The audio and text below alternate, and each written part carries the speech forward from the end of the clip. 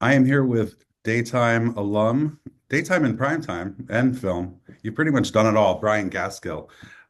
Brian joined the soap world in 1994 on Models Inc., right? That was the year? Yes, Yeah. yes. And that was, 31 years. yeah, oh gosh. When did we get this old? When did we get old? I'm not there yet. Yeah, me neither. I mean, I have no problem with the idea of getting old, but I get how when I used to hear people say, I still feel 25. I mean, it goes by so fast that really what younger people don't realize is all the older people are still just trying to figure it out. That's right. I mean, there are days I feel 25 and my body feels 125. So Right, there's that. you gotta like go with the average, right? Yeah. Yeah, yeah, What yeah, was, yeah. that was your first regular role, right? Series regular role? What was? Models Inc. Yes, it was. It was. What I was that was just I experience like? had graduated from the SUNY Purchase, the acting conservatory there in 1993. Auditioned for a couple soaps at the time, but ended up doing a play at the Cleveland Playhouse, directed by Jack Hofstas, who's was a famous Broadway director who directed The Elephant Man on Broadway, Mhm. the first production, and I did The Lion in Winter in Cleveland, and then from there, met the great actress Elizabeth Franz, who was playing the Queen, and she invited me to stay in her place for a few weeks in Pacific Palisades, of all places, that just went through that horrible fire, to get me out to LA to start auditioning out there and stuff. So then in 1994, in January, like 4 days after the Northridge quake, on my 5 days on my birthday on January 22nd, I flew out to LA and started that. And 3 months later, I was starring on an Aaron Spelling primetime TV show. So it was a little crazy. It was a little overwhelming. Yeah, that was a spinoff of Melrose or 90210. No, well, Melrose. Melrose is a spinoff of 90210, and we were a Yeah. spinoff of Melrose, and it kind of got soapier and soapier and cheesier as it went on. As it And went on, yeah. After that show ended, though, you really weren't out of work for long at all because then you joined All My Children just in 95. It was right when yeah, it yeah, ended, and right? that was a weird, like, I don't know. It's the politics of all that don't exist as much anymore. It's interesting because you're like you just want to work and you want to, and that's really where my heart is, in that place. Always has been, of just being like, I think even Christopher Walken talks about that. Like he's just an old hoofer that just wants to show up and do his work. And but back then it was like, oh, is it primetime or daytime or film, or what's going to be looked down upon or whatever. Right. And in some people's eyes, I guess I took a step backwards by going to daytime at the time. Mhm. But I honestly was overwhelmed by Hollywood at the time. And the reason I was back in New York, actually, I was producing an off Broadway play with some friends that I went to college with, taking the money that I made, part of the money that I made with the Aaron Spelling show, and just throwing it into theater and something I really cared about. And while I was there, all my children called me in. And I was like, am I supposed to do that? Like, I was just on a primetime show. And you know what? I went there and it just felt like home. Mm. And and I just thought, this will be good.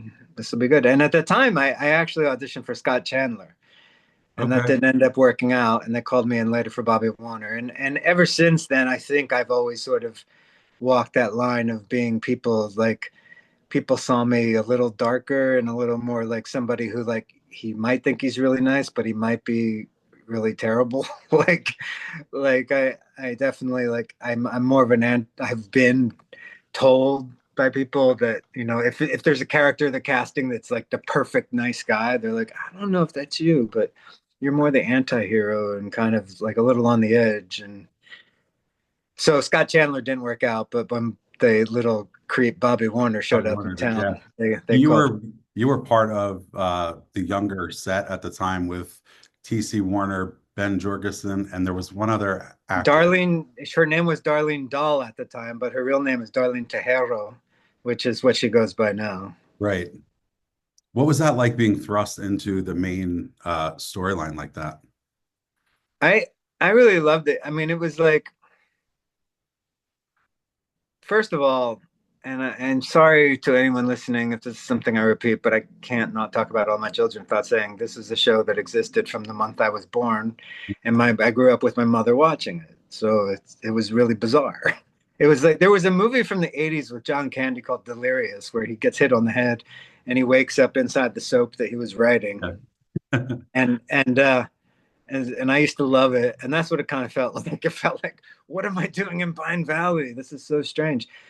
Um, but it was just fun. And it's I came from theater through from the time I was 13 years old, not professional theater, but just like a lot of kids growing up, that's the first thing available to you. So you do plays, and then I went to the acting conservatory and did theater, and really the soaps. It works a lot faster than theater, but still you're there and you're going through full scenes. You're not like cutting and doing all these different angles and taking your time and doing like 3 seconds and having to like somehow, it just felt like it felt more like you were just living it. Mhm. Um, so that was more comfortable for me in a lot of ways at the time, and it was a great learning experience to just sort of live in front of the camera without it being like pulled apart every second and taking all day to shoot 5 pages. You're able to just like go through a whole play every day, and it was an amazing learning time. Yeah. And then you had a little hiatus for 3 years, and you came back onto the scene in 2001 in Port Charles as Rafe. What was Yeah, that yeah. like? I mean, I was doing other stuff. I was doing guest stars and stuff, but yeah, Sorry, I I was. meant, yeah, in the daytime. Yeah, Day. yeah, in the daytime world, yeah. So Rafe came along, um, and at the time they were doing the 13-week stories, and and they brought me on as this vampire slayer, and there wasn't a contract. It was just part of this story. And then the other next 13 weeks came along and said, we need you back for this, and it just kept growing. Now during that one is when I was sitting home looking at my script and reading a scene between me and the vampire Caleb, and Caleb all of a sudden says, you're one of them. And I was like, what the hell is he talking about? And I'm like, ah, I'm dead. I'm an angel. And then I just like I flipped in a good way. Like Yeah. I completely fell in love with it at that point. Because I just and then it continued on from there. And then they wanted to do the Christmas storyline with Miracles Happen that was going to be shorter, just for Christmas, like 4 weeks. And I was very honored at the time. Like I try not to talk about stuff like this to be braggy about it, but I was very honored that the producers, writers, they actually told me that they really didn't think the idea of this angel would work for a long period of time because it would just be too cheesy in some ways, and frankly, there's probably some Caleb fans who probably still think it was a little cheesy. But that being said, they were like, you brought it to life in a way that, gave it some levels and made it very real, where it wasn't just like, oh, I'm an angel. Like, so it was, I just was very touched by that. And I really love that. I mean, everyone online who follows me on social media knows that I very much love that moment. And like any soap, there are days where you're like, "Oh my God, what's happening?" Like this is not what I signed up for. But then Yeah. the next week you'll be like, "Oh, this is great. This is all I ever dreamed of." And you it was great. My I love It's a Wonderful Life, and there were parts of that where it really, even though it's nothing like that story, it's just that type of giving speeches about how important life is and all that kind of stuff. It was it was really sweet. And the letters I got from all the fans at the time, it was like it wasn't like you're so hot, like it was like we just went through 9/11 and then we saw this angel Right. and we were just drawn to the show and you really like just lifted my spirits and that type of stuff and being a part of that type of relationship with an audience is really all I ever dreamt of. So that was very special. Yeah. And then, so those were your two ABC shows. Then you jumped over to CBS and you were on every show that they had on at one point. Oh, from mhm. 2003 all the way through 2008. You were on B&B as Ozzy, As the World Turns as BJ, and then you jumped over to Guiding Light to play Dylan. What were all those three Ah, yeah. And like? then um, Bold and the Beautiful was I wish it lasted long enough that I could have gone to Italy. But since then, I think my character went to Italy though. It's funny, like when soaps, like when characters leave soap, sometimes they disappear to Europe. I think on Especially Models on Inc. that show, because I On believe Models Inc. has an Aaron office. Spelling used to do it too. Shannon Doherty went off to Europe, Yep. and my character on Models Inc. went off to Europe, and um, I it was just fun. All these shows are like just I really enjoyed it. I mean, I've told this story before, but I really the first like 3 months of playing Ozzy was a lot of fun for me. But and although people have come out of the woodwork now to let me know how much they appreciated my performance at the time, stereotypically, the people who really speak up are the people who think they don't like it. like like at the when you first come on, they're like, "What the hell is this? This is so weird," and whatever. The people who love it, the people who just really like it, don't feel like they need to say anything. It seems like so. But at the time, I was just having fun with it. So I did kind of a New Jersey, New York accent, and I was kind of like, we came up with this whole. Wanted me to be from a casino, so we just decided, oh, let's make it from Atlantic City instead, and I didn't feel like it really kicked in with the fans at the time, and I also was indirectly involved with the killing of the character of Macy, who was much loved. Yes. So that didn't go over too well. No. But in retrospect, lately, I've gotten a lot of good feedback from that role, and even did an interview recently with a publicist in Italy who said people fondly remember it there, and so it is what it is. Things sometimes take time to all of a sudden be like, oh yeah, that was actually really good. So I had a good time with that. And that was a character that again walked the line Yeah. between like it wasn't totally good and but good-hearted, and then As the World Turns was just like an insane person. And I was having a baby at the time. My child was being born. I was in New York City, and I really wanted it to continue. And I knew it was a short-term role, and it was a despicable, weird, weird, weird, weird character. Yeah. And I kept saying, "Is there any way to redeem this guy? Don't you guys want to keep me around?" And they'd be like, "No, this guy's dead meat." So, but the acting lesson I learned then was like the more I tried to like redeem it myself by acting more normal, and the more normal I tried to act, the more weird it became. Like this guy was so weird that if you try to act normal, you're just gonna be like, "Whoa, this guy's really messed up." He felt like a strange Willy Wonka kind of character because he kept drinking like chocolate milk instead of alcohol, and it was really bizarre and fun. I've been really lucky to play very diverse characters on daytime, and have producers call me in for different types of stuff.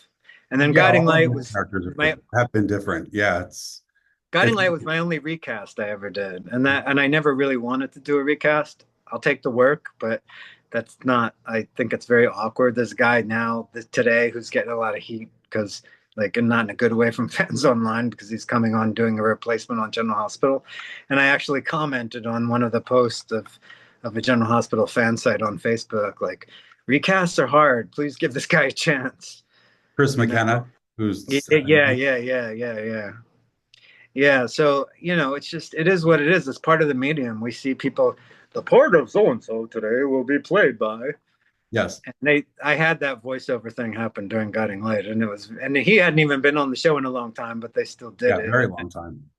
It felt really weird, and that was my most normal kind of all American normal character. It felt like, but he was also kind of messed up in some ways. So, And then you but worked consistently after you left daytime, and then you rejoined in 2024. You were on Young and the Restless, and you got to work with Melody Thomas Scott until you yeah, I was unfortunately stepped into the way of an oncoming, or maybe the car just yeah, hit. I didn't step. You didn't I got step. pushed. You got plowed. I got pushed, and I was off. I didn't do a daytime show for like 16 or 17 years. Was it hard to jump back I into had I the did the arena? Bay in between. Mhm. The it was the internet soap at the time. Now it streams. Right. And played a really dark character on there. And then yeah, Young and the Restless was what was your question? Was it hard what? Was it hard jumping back into the daytime arena after being gone for so long? I'll tell you this. I ended up doing 11 episodes and I was never on, it's weird because they don't publicize whether or not you're on contract. So Right. everyone thought it was my big comeback, friends and distant friends and fans. Sorry, I had the, are you, okay, sorry. Very There's a phone good. call thing. Um, there, people thought, oh, this is his big comeback or whatever. And at the time, I was actually only hired for 4 episodes. Mm, And then it became 11. And really, by the time I got to the 11th episode, I was really kind of back in the swing of it. mm, Um, it wasn't, it wasn't like it was so hard for the earlier ones. It's just that I mean, I've since talked to people old friends who were on contract on shows for a long time, and literally the best of the best say it took them like 3 months before they ever felt comfortable in the character. So I was starting to get really like, oh, this is awesome. Let's keep yeah. going, damn it. Um, and but it's also faster than it used to be. Oh I yeah. mean, going back to the 90s on all my children, there were days where we were there till 10, 11 o'clock at night. Just if a new producer came in and they wanted to just kind of rehash things and make sure everything was right, they Mhm. took as much time as they wanted. Yeah, that's And not while like I that was on anymore. Port Charles, we were under a time limit and we actually got the plug pulled on us at 5:30 every day. Mm, Now, that doesn't seem like it would even be a problem for people because they literally like just plow through. yeah, And when you don't feel like it goes well, it's like the worst day in the world. yeah. I mean, for you, for an actor who cares, there's like, especially if you've been there for years and years, it's probably easier to let it go. But this is your moment, and like when it goes, and you feel like, oh, that sucked, or something went wrong, or you're like, that sucks. But when it goes well, it's still to this day it is really a medium where because you have your back up against the wall and it's moving so fast and you're learning the lines so fast and you're going when it goes right and it goes right a lot and when the writing's good or you make something of it that you didn't feel was there before or or you just have this great moment of chemistry or whatever it's magical Mm, it's like mm, more than anything I've ever experienced besides being on stage is like you're like wow this is and even more so than stage in the sense that it all happened and then it's over. right. It's not going to happen again. And so that being said, we moved so quickly on the Restless, and there were moments where um, working with Colleen, really, especially towards the end, was like this is I could do this forever. Did Like your it, paths cross on As the World Turns? no, she says they didn't. I don't think I sometimes I meet people backstage. Right. We definitely didn't work together. I might have met her, but we might not have crossed paths at all. She says we didn't. She's like I went up to her. I am really familiar. Like is like I don't really watch daytime shows like as much as people might think because I'm like literally, but I am really aware of all the actors, and I feel like we're part of this big family. Like I've met people who I never met before, and we talk like we're cousins who we know of each other and Yeah. but I meet some people who have no idea who I am or some people are because maybe they have real lives. But I love what I do so much. I love, I've always loved I, being from the theater, you just, even when I'm walking around, I've never been on Broadway, but when I'm walking around the Broadway area before a show starts and you see people picking up their soup and their coffee and they're Mhm. passing, they know each other and they're going to the theaters next door that feels like home to me. My mother just sent me a picture this morning of me watching her in rehearsal because she did community theater Mhm. and she was playing Eliza Doolittle in My Fair Lady. And she's not in the picture, but it's a picture of me sitting on the floor watching rehearsal. And I used to fall asleep there too. So I slept in the theater. It became part of my blood in a lot of ways. Yeah. Speaking of theater, did you like well, I guess now with online being so you can get an opinion in 2 seconds. But in your earlier daytime career, did you enjoy the theater more because you had an immediate response? Whereas when you were on the soaps earlier, you would have to wait for fan mail or the magazines. I Yeah, I mean, I didn't do a lot of theater professionally, but that's like I said, I mean, that's what I did in high school, like everybody and stuff. And I, I also am a, more used to be more extremely, but sort of just as far as my genetics and stuff, I'm very much an introvert. Mm, Um, so the idea that I ever got on stage was kind of a big deal. I don't know why I was really drawn to that because I was a writer and I was an artist, a visual artist, and then I was like, let me get up on stage. yeah, I don't, and there was something about it. It was like, I can just get up on stage. I don't have to worry about drawing a perfect picture, whatever. I'm already here. So let me just get up on stage and just be. And so I did that and I loved it. And I did musicals in high school. And I'm not a great singer. I could carry a tune, um, but I love musicals. So I was like, screw it, I'll do musicals. So I loved it. And I wasn't addicted to the audience reaction like some people say about theater. I don't, you know, I love being I love I don't I just like I hear Al Pacino still like if he's doing theater, he still throws up when they call 5 minutes. And yeah. so anybody listening, it's not like unnormal for people to be scared in a way. And in fact, it's exciting. If you're not scared at all, then something's probably wrong. And when I'm in front of the camera, sometimes I feel that way, but then it's just it's my life in the sense that that's the chat when I go years not employed as an actor, that's what's missing is that constant challenge of putting myself in that position. And I learn from the characters and I grow from them and the good and the bad and just the way people deal with people. I mean, that's what for me acting is like a sociological experiment to see how people relate to each other and to put yourself in a safe space. I mean, to be able to be in like a big fight with somebody with that you can go to the darkest places and know that you're going to be okay when it's over is a really it sounds dark, but it's a really beautiful experience. Now, in terms of your daytime career, what does it feel like to you to have people who have supported you from Models Inc. all the way through um, Young the Restless and now with your new film? Do you find a lot of long-term fans, long-time fans? Yeah, yeah. And what I noticed most is and is especially because of social media. As much as I kind of hate social media lately, the good stuff that's come out of it are connections with people and even more so because you're not. I mean, like if you're super famous, you can really get, if you want to, you can choose to really be known by people and who you really are. But when you only reach a certain point and you're in a certain medium and people look at you a certain way, they're going to just have ideas about who you are. And then, so what happened was in the beginning, when the internet was starting and everything, I had a website and I would post poetry and stuff. And I would have people like literally calling up my manager, wondering if I was okay and worried about like maybe I should, am I going to like kill myself or something? Yeah. And and what I'm going to say is the growth of the relationship with the fans was them understanding who I was artistically, and it's not everybody because I'm not that famous, but the people who know me get the complexity. Mhm. And even to the point with politics and stuff, I'm not going to get into politics, but the point is like even people I don't agree with, Mhm.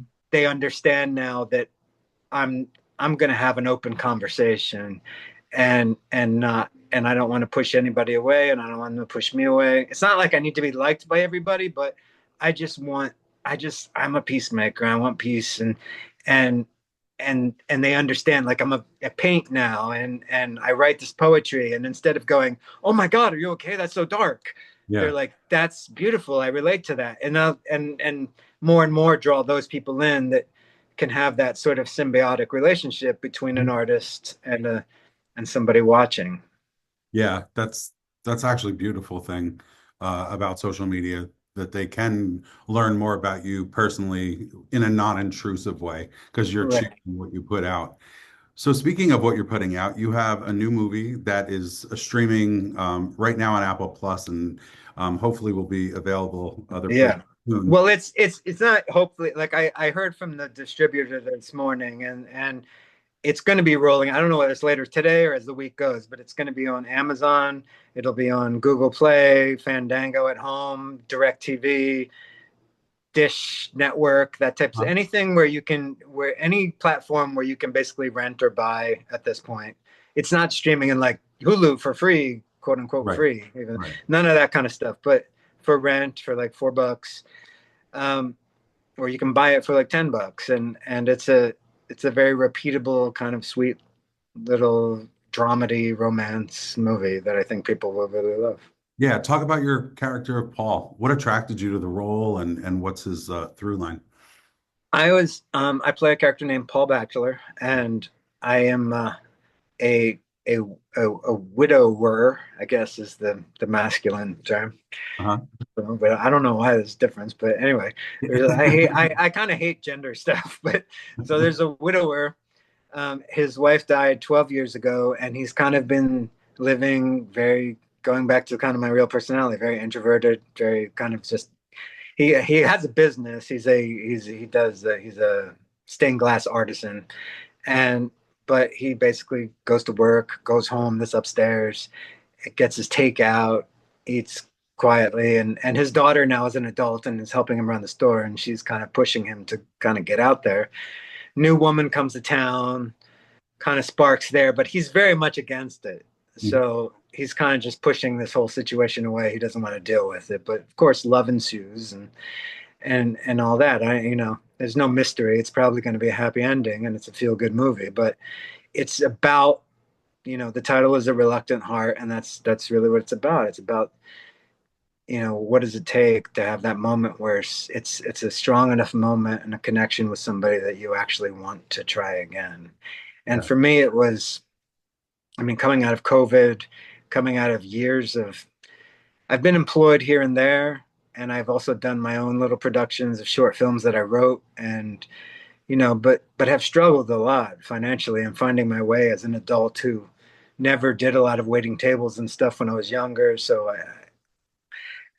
all of a sudden, this lead role in a film comes along where not only is it a lead role, often you audition for stuff, you're like, I'm going to do this, I'm going to do the best I can, but it's not speaking to my heart. This really spoke to my heart in a way that I could, I wanted to just play this character for 5 years and yeah, just be real, just be my favorite things that I love so many different types of art, but in terms of like what I really, really, really am drawn to is stuff where you're allowed to just show every level of your humanity and like the funny and the dark and just be human, just be completely human and just be in front of the camera and just breathe and have that be enough. And I was really drawn to sort of the simplicity of it in that way. And then it's not a soap opera, but it shot very quickly. The movie just shot in a couple weeks, maybe 12 days or so. And and it kind of like it still evolved. Like when you go to do a film, you come in with one thing in mind, but if you're open, it's still going to evolve in the process of shooting. And it really became a lot more like a lot of I couldn't help it. Like a lot of my quirks started coming out, and also the sort of the anger and the frustration of what happens when you're trying to when you absolutely do not want to take a step forward, but there's this part of you inside that's like pulling you out, yeah, and that creates angst. What I love is people will tell me they're watching and going, "Oh my God, why are you acting this way?" But not like you're a bad actor, but like yeah, why doesn't this character just fall in love with this beautiful woman? But I'm just kind of pissed off, and it kind of feels more like a Jack Nicholson kind of thing or something, like as good as it gets, or like just like you just don't want to deal with it, and he's, so, and I love flaws in people, and I love imperfections, and the director was willing to kind of didn't have such a strict idea in her head and was willing to just let me be me, and so this tiny little movie just I'm just really proud of it. I'm really proud of what I was able to accomplish and what we all were. It's kind of like it's focused on this main love story, but there's also these little characters throughout, peppered throughout, and it's it's a bit of an ensemble, and it's just it's a sweet little film. It's not perfect, and but I think a lot of people will really love it. I would guess it's more rewarding to play a character where you do have some collaboration involved and even let out on your own devices of what you can play with on your own to like mold the character. Yeah, ideally, like once upon a time, years before I was born, people would love to work with Alfred Hitchcock, I'm sure, but he Yeah, was also like, do it exactly like this, or I'm going to kill you. yeah, And you probably wanted to because that's the kind of film he made, and right. that's what was going to make it great. But I do love the collaboration of not having to give up completely and to have more just the same thing I was saying earlier about fans and the actor and that symbiotic relationship. Mhm. I, in the best of all worlds, you have that with your director and producers and writers as well. That you're taking part in it rather than just being like hitting your marks and saying your lines and being a gun for hire. Like so this like 10 to 14 days of my life was also like a little dream come true. And as an actor, it's always especially if you're not working like every month, it's definitely it's life. It's like a butterfly's life that's only lasts 2 weeks. It's a beautiful moment, and then but you got to say goodbye, and it's heartbreaking. But you have that memory, and thank God it's on film, and you have the film, you have the film forever. That's the hardest thing about theater, though. It's gone. It's and even more like just sort of fragile and beautiful that you have this amazing moment that nobody will ever really see. That's true. Unless somebody bootlegs it, but we don't. Right. And people film a lot of plays now, but in Yeah, of general, it's different every night. So there might be a course. moment, even if they film one performance, you're not going to Still have not the that. same one. Yeah. Yeah. Well, Brian, thank you so much for hopping on with me. Thank We're you. we're big fans of yours at Soap Hub, and I know all of our readers will love to watch this interview with you. And guys, go watch his new film, A Reluctant Heart. Right now, as of this taping of the interview, Apple Plus, but it will be released on all the streaming platforms that Brian mentioned earlier in the interview. We look forward to keeping in touch and have thanks again for your time. It was really a great interview. Thank you. I appreciate you so much.